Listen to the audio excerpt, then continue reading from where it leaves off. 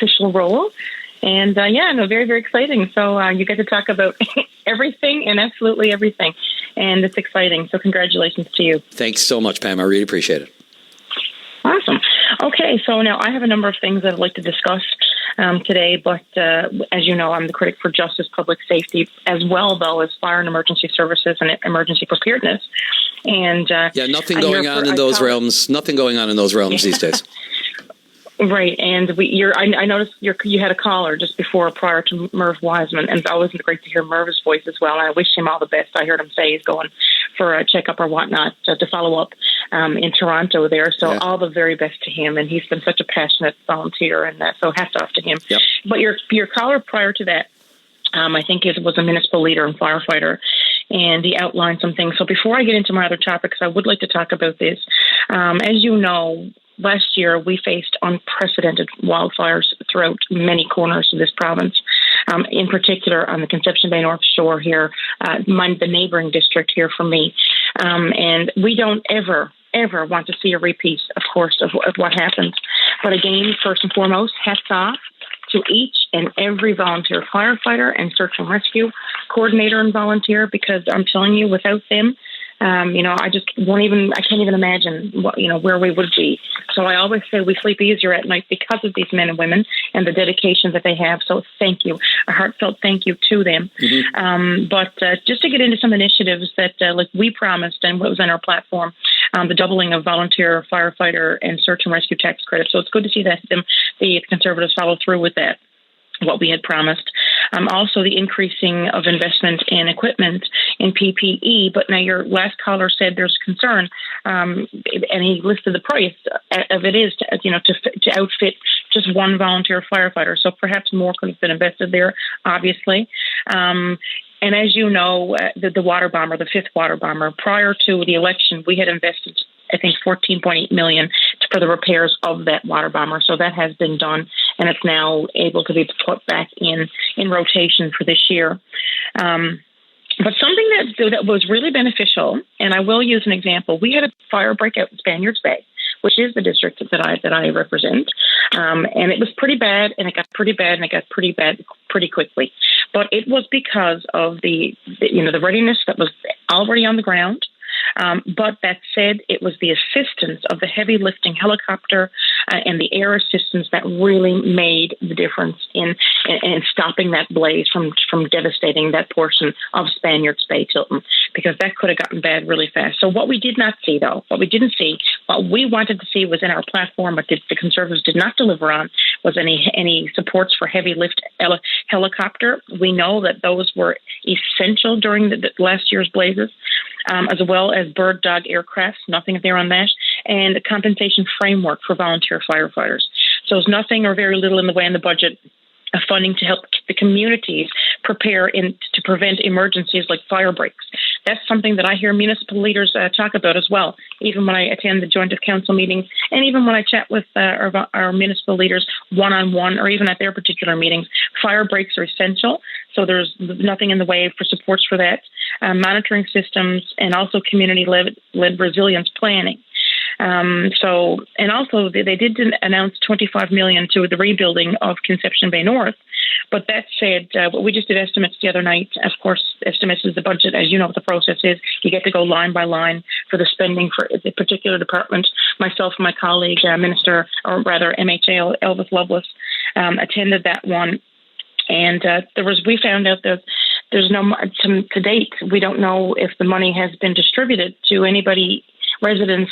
All that money was raised.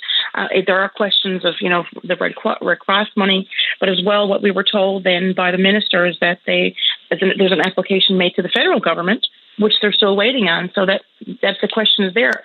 Have residents in CBN received any of that money? And as you know, many of them lost absolutely everything. So I want to touch on that. Also, we found out, I did ask the question, I'm constantly asking and advocating, of course, for the applications for the personal equipment that firefighters need, bunker gear, masks, helmets, everything that they would need, breathing apparatuses. And I also asked about the wildland coveralls. And so we're told then by staff that we should get an update. Those applications are being reviewed now. I know that each and every department in my district of Harbour Grace, Portagrave, they have submitted applications for equipment. So we are waiting with bated breath to see what comes out of those. But as I've said to the minister, firefighting is not political. I definitely want to see, we all want to see every district be treated fairly, all 40 districts, because as we know, those men and women, when they go to put on that gear, that's not political. They are there at the ready 24/7, ready to protect us, our communities, and keep life safe for our residents. So we will wait to see what comes out of that. But those applications are currently being reviewed, I'm told.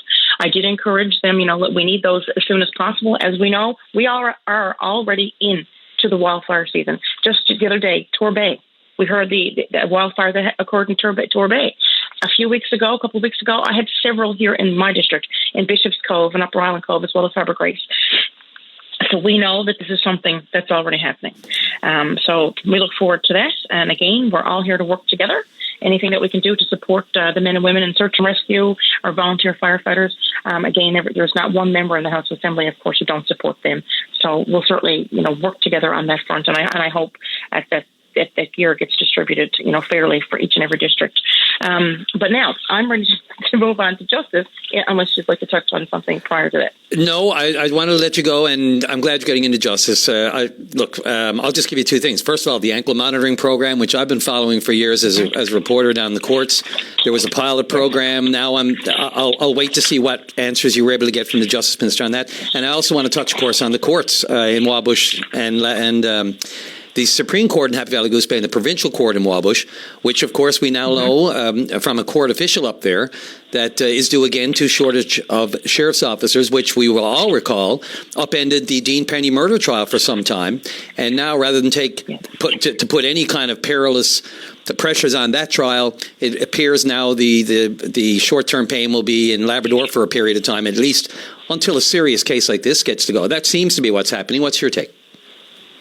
Well, unfortunately, it seems to be coming in a very unfortunate and concerning pattern. As we know, back in November, it was actually during the 16 days of activism for violence prevention awareness for intimate partner violence. The 16 days of action in November when we got the word abruptly that courts and certain services across the entire province had been shut down. And there they are to this day, as you would know, with no real explanation. The minister did come out one question after to say that she was going to convene a working group. Initially, she did not include NAPE in that group. There was a call then, I know I called for it, and I'm sure others did, about including NAPE in this working group, so there were some revisions made. As we know, sheriff's officers belong to NAPE. We know, Brian, and you would certainly know, being a court reporter in the years that you've spent there, sheriff's officers are absolutely essential to the justice process. Without them, we can't proceed. And as we know, the delays that you just outlined happened because of lack of these staffing. And what was not in the budget, and again, we sat through the estimates process, myself and John Hogan, the leader. We sat through that was the very first budget estimates on the Wednesday night, the day the budget came down, and to go through that line by line, and absolutely nothing for sheriff's officers. There's no support for sheriff's officers for recruitment or retention. And we do know that the working group has identified and have stressed that staffing is certainly a strain on our system, and it's trickling down through the entire system. So my question is, and I had this question just yesterday in question period, why were there no supports for sheriff's officers? It's a bit mind-blowing. And again, there was no mention of ankle monitoring. When the member for Harbour Main, who is now currently the Justice Minister of Public Safety, when it was on the side of opposition, she was loud and clear that she called for ankle monitoring. And even when, as far as to say, these things can be done at political will. Well, we struck a cabinet committee when I was Minister of Women and Gender Equality, which involved a number of departments and ministers. And we would hear from stakeholders in community. Again, these experts were on the front line.